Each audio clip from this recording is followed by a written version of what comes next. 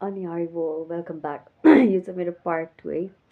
अनि अर्को कुरा, अब रिलेसनसिप इस्युजहरूले गरेर कति धेरै मान्छे यस्तो पनि छ कि त्यो पेन भनेको साँच्चै अनेस्टली स्पिकिङ होइन, रिलेसनसिप इस्युजको पेन यस्तो डेन्जर हुन्छ कि त्यो हामीले खप्नु नै सक्दैन कि। अनि त्यो भोगाइ पनि इम्पोर्टेन्ट छ। जति हामीले भोग्यो त्यति हामीले त्यो पास्ट लाइफ ट्रमामा हिल गर्नु पनि जरुरी हुन्छ क्या। किनभने हाम्रो त्यो सोलभित्र जुन हाम्रो 7 चक्रसभित्र जन्मौँ जन्मको एकदम धेरै पेन हुन्छ। अनि जति हामीले रिलिज गर्यो पेन होइन, हामीमा भएको वुन्डहरू, त्यो डिप वुन्डहरू त्यति नै हामीले हिल गर्न जरुरी छ क्या।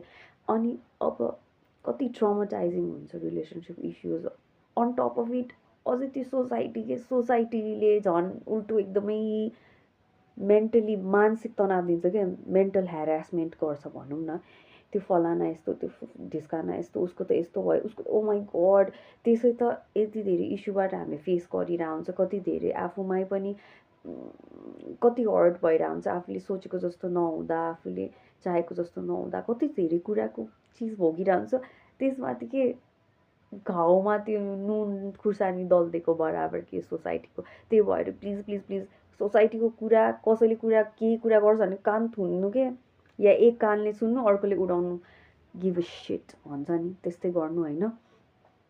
अनि हो हामीले कहिलेकाहीँ अब हामीले चाहेर उनीहरूलाई हर्ट गर्छु, या उनीहरूले पनि चाहेर हामीलाई हर्ट गर्छु त्यस्तो होइन कि। यो हुनु नै थियो के, पहिलाको जन्ममा तपाईँले उसलाई हर्ट गरेको थियो र अनि यो जन्ममा त्यो मान्छेले तपाईँलाई हर्ट गरे हो। पहिलाको जन्ममा हामीले हर्ट गरेको भएकोले चाहिँ नि फेरि अनि यो जन्ममा उसले हामीलाई हर्ट गर्ने, like you know what I mean, त्यो उल्टो के। जे गरेको छ पहिलाको जन्ममा त्यो त्यो नै हामीलाई फिर्ता आउने हो। हामी राम्रो गरेछौँ भने पनि हामीलाई फिर्ता आउने हो, हामी नराम्रो गरेछ भने हामीलाई फिर्ता आउने।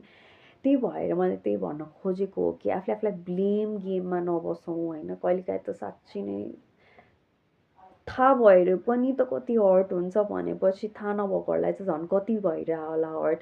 मलाई त थाहा भएर पनि हर्ट हुन्छ भनेपछि थाहा नहुनेलाई झन् कति हर्ट हुन्छ। त्यही भएर म हजुरहरूलाई हम्बली रिक्वेस्ट गर्छु कि प्लिज प्लिज प्लिज आफूले आफूलाई ब्लेम नगर्नु र अरूहरूलाई पनि ब्लेम नगरिदिनु, एकअर्कालाई माफ गरिदिनु होला। यो हाम्रो कर्मको भोग भनेको हामीले भोग्न नै पर्छ। यहाँ लेखेर आएको चिज हामीले भोग्दिनँ नाइ नाइ भनेर हुँदैन हेर्नु। त्यही भएर तपाईँहरू आफूले आफूलाई नराम्रो नसोच्नु, अरूलाई पनि नसोच्नु, ठिक छ। Thank you for listening all for